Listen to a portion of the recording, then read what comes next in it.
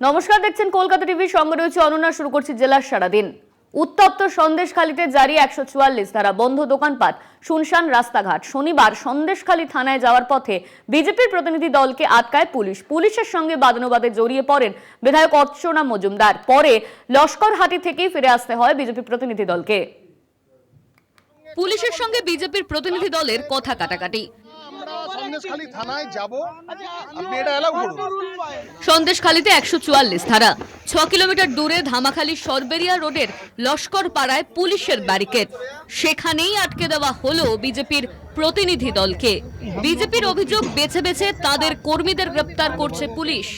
সন্দেশখালীতে এই যেভাবে আমাদের কর্মীদের বেআইনিভাবে মিথ্যে মামলা দিয়ে ধরে নিয়ে গিয়ে মেনাকা থানায় ভরা হচ্ছে, আমরা এগুলো প্রতিবাদ করছি এবং এর জন্য আমাদের 4 জনের প্রতিনিধি দল শান্তিপূর্ণভাবে খালি হাতে আমরা যাচ্ছি। পুলিশ এত ভয় পেয়েছে, 6 কিলোমিটার আগে দলবল এনে এখানে রাস্তা বন্ধ করে আমাদের যাত্রা আটক করছে। এটা কখনো শেষ কথা বলে কোথায় যাবে। লস্কর পাড়ায় পুলিশ এবং বিজেপির প্রতিনিধি দলের মধ্যে দীর্ঘক্ষণ বাদানুবাদ চলে। বিজেপি এক সময় 4 জনের প্রতিনিধি দল নিয়ে সন্দেশখালীতে ঢোকবার প্রস্তাব দেয়, কিন্তু পুলিশ অনুমতি দেয়নি। ऑफिसर से सब है, यहाँ पे सारा इंतजाम है, लेकिन हम एंटिसिपेशन में मना कर रहे हैं। इसका मतलब ये नहीं होता कि हम लोग लॉ एंड ऑर्डर सिचुएशन को डिटेरियोरेट होने दे, इसलिए हमने मना किया। 4 जन जाने के लिए कोई प्रॉब्लम है कि आपका जो रूल्स आप लोग देखा रहे हैं? जाने के बाद क्या होगा, इसके लिए हमने मना किया। কেন সন্দেশখালীতে ঢুকতে বাধা? অভিযোগ জানিয়ে আদালতে যাওয়ার হুঁশিয়ারি দিয়েছে বিজেপি। অর্চনা মজুমদারের বক্তব্য, জাতীয় মহিলা কমিশনেও তারা নালিশ জানাবেন। বসিরহাট থেকে সঞ্জিত চক্রবর্তীর রিপোর্ট, কলকাতা টিভি।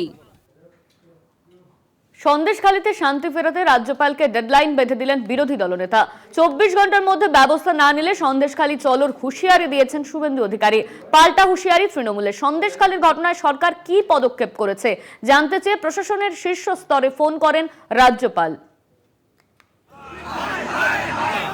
হাতিয়ার সন্দেশখালীর হিংসা। একেবারে রাজভবনের অলিন্দে পৌঁছে সিভি আনন্দ বোসকে ডেডলাইন বেঁধে দিলেন শুভেন্দু অধিকারী। সন্দেশখালীতে শান্তি ফেরাতে রাজ্যপাল ব্যবস্থা না নিলে আইন অমান্যের হুঁশিয়ারি বিরোধী দলনেতার। আমরা ভারতীয় জনতা পার্টির এমএলএরা সোমবার দিন অ্যাসেম্বলিতে জড়ো হয়ে 144 ভাঙার জন্য সন্দেশখালী যাব। আমরা রাজ্যপালকে 24 ঘন্টা টাইম দিয়ে গেলাম। কালকের মধ্যে যদি পিস রেস্টোর না করেন, এসসি এসটিদের প্রোটেকশন না দেন, সোমবার আমরা 144 ভাঙবো। পদক্ষেপ গ্রহণ না করেন তাহলে শুভেন্দু অধিকারীর নেতৃত্বে বিজেপির সমস্ত বিধায়করা সন্দেশখালী যাবেন এবং সেখানে প্রয়োজনে 144 ধারা ভঙ্গ করে মানুষের পাশে থাকবেন। এই বার্তাই দিলেন শুভেন্দু অধিকারী। রাজ্যে হিংসার আগুন লাগানোর চেষ্টা করছে শুভেন্দুই। পাল্টা তোপ তৃণমূলের। শুভেন্দু অধিকারীকে পুলিশের উচিত মাঝপথে বেঁধে রেখে দেয়া।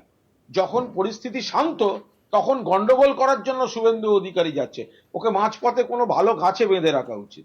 সন্দেশখালীতে পুলিশি অত্যাচারের অভিযোগ তুলে প্রথমে এক্স স্যান্ডেলে পোস্ট, রাজভবনে গিয়েও একই নালিশ শুভেন্দু অধিকারীর।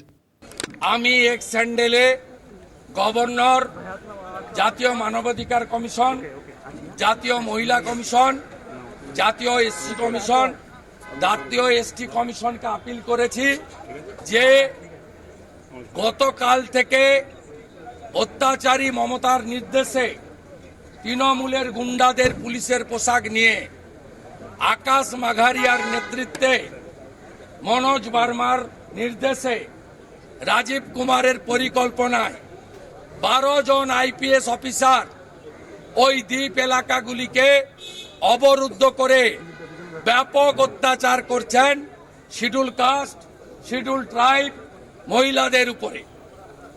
4 জন ইনজর্ড হয়েছে। নন্দীগ্রামের সময় আমরা আইডেন্টিফাই করে দিয়েছিলাম কারা সিপিএম এর লোক উর্দি পরে ঘুরছে। আমি শুভেন্দুবাবুকে অনুরোধ করব, উনি যদি আইডেন্টিফাই করে দেখাতে পারেন তাহলে নিশ্চিতভাবে ওনার অভিযোগের যথার্থতা থাকবে।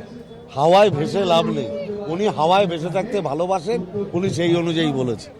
সন্দেশখালীর ঘটনা নিয়ে এদিনই রাজ্যপাল ফোন করেন প্রশাসনের শীর্ষ পর্যায়ে। হিংসা থামাতে সরকার কি কি পদক্ষেপ করেছে তা জানতে চেয়েছেন সিবি আনন্দ বোস। সরকারকে রিপোর্ট তৈরি করতে বলেন তিনি।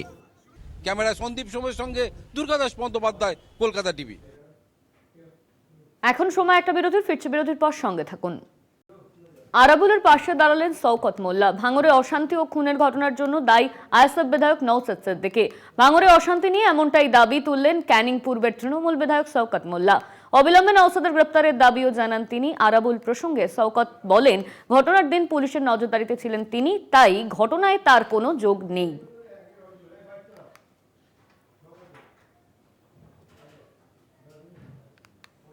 ঘটনা সেদিন আরাবুল ইসলাম বেলা 10টা থেকে সেদিন রাত প্রায় 10টা-11টা পর্যন্ত বিডি অফিস ছিল এবং পুলিশি ঘেরাটোপে তাকে সেখান থেকে বেরোতে হয়েছিল, কারণ আইএসএফের সমাজ বিরোধীরা বিডি অফিসেও তাকে খুন করার চেষ্টা করেছিল।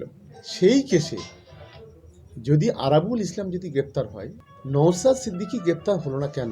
যার নেতৃত্বে 15 তারিখে দুজন খুন হলো, সে এফআইআর নেমেড এবং তারপরে সেই দিনেই প্রায় আমাদের 21 জন তৃণমূল কংগ্রেসের কর্মী, তাদেরকে হাত ভেঙে দেওয়া হলো, পা ভেঙে দেওয়া হলো, কারোর মাজা ভেঙে দেওয়া হলো।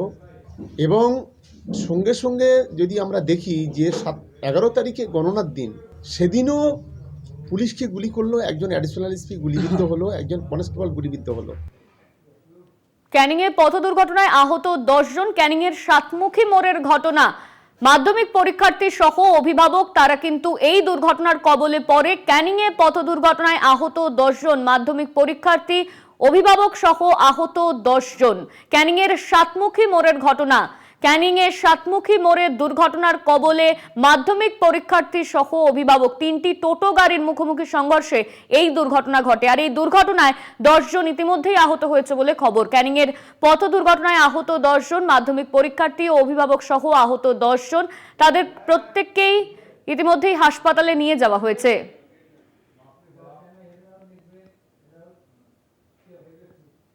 এখন সময় একটা বিরতির, ফিরছে বিরতির পর সঙ্গে থাকুন। বীরভূমের সিউড়িতে তৃণমূল নেতার দাদাগিরি, সিভিক ভলেন্টিয়ারকে হুমকি দেওয়ার অভিযোগ। তৃণমূল ট্যাক্সি ইউনিয়নের নেতার বিরুদ্ধে অভিযোগ অস্বীকার করেছেন অভিযুক্ত তৃণমূল নেতা। হেলমেট না পরে গাড়ি চালাচ্ছিলেন সিউড়ির আইএনটিটিইউসির নেতা ডালিম শেখের ঘনিষ্ঠ এক ব্যক্তি। সেই সময় সিউড়ি বাসস্ট্যান্ডের সামনে ডিউটি করছিলেন সিভিক ভলেন্টিয়ার কৃষ্ণগোপাল মণ্ডল। হেলমেটহীনভাবে গাড়ি চালানোর অপরাধে জরিমানা করেন কৃষ্ণেন্দু। খবর যায় নেতা ডালিম শেখের কাছে। লোকজন নিয়ে চড়াও হন তিনি। চলতে থাকে সিভিক ভলেন্টিয়ারকে লাগাতার হুমকি। আটকেও রাখা হয় কর্তব্যরত সিভিক ভলেন্টিয়ারকে। ছিল, আমি ছবি তুললাম, তখন আমাকে বললো যে ঠিক আছে ছবিটা ভালো করে তুল, আমি তোকে দেখে দিচ্ছি। তারপর পরে এসে আমার উপর চড়াও হয় এবং আমাকে হুমকি দেয় যে তোকে দেখে নেবো, ফাঁকা পেলে তোকে উড়িয়ে দেবো। তারপরে ডালিম বলে একজন আছে, আমরা ভিতরে জল খেতে যাচ্ছিলাম, তখন আমাদেরকে ভিতরে ভরে লাগিয়ে দিয়েছিল। তার বিরুদ্ধে ওঠা অভিযোগ অবশ্য অস্বীকার করেছেন তৃণমূল নেতা। ওকে আটকানোর পর বলে কি তুই কে? তা বলে আমি স্ট্যান্ডার্ড ড্রাইভার। তা বলে আমার সেক্রেটারির সঙ্গে কথা বলুন। হ্যাঁ, সেক্রেটারির সঙ্গে কথা বলুন। হ্যাঁ, তখন বলে আমি সেক্রেটারি চিনি না, আমার যেখানে নিয়ম আছে আমি সেইটা করব। বাইকে করে রোগী নিয়ে হাসপাতালে যাচ্ছিলেন বলে হেলমেট পরা হয়নি বলে দাবি তৃণমূল নেতার ঘনিষ্ঠর। ট্রাফিক আইন না মেনে তাদের জরিমানা করায় পুলিশের উপর খাপ্পা হয়েছেন তৃণমূল নেতার ঘনিষ্ঠরা। আর তার জেরেই উত্তেজনা ছড়িয়েছে সিউড়ি বাসস্ট্যান্ডে। সিউড়ি থেকে ঋতবাস চট্টোপাধ্যায়ের রিপোর্ট, কলকাতা টিভি।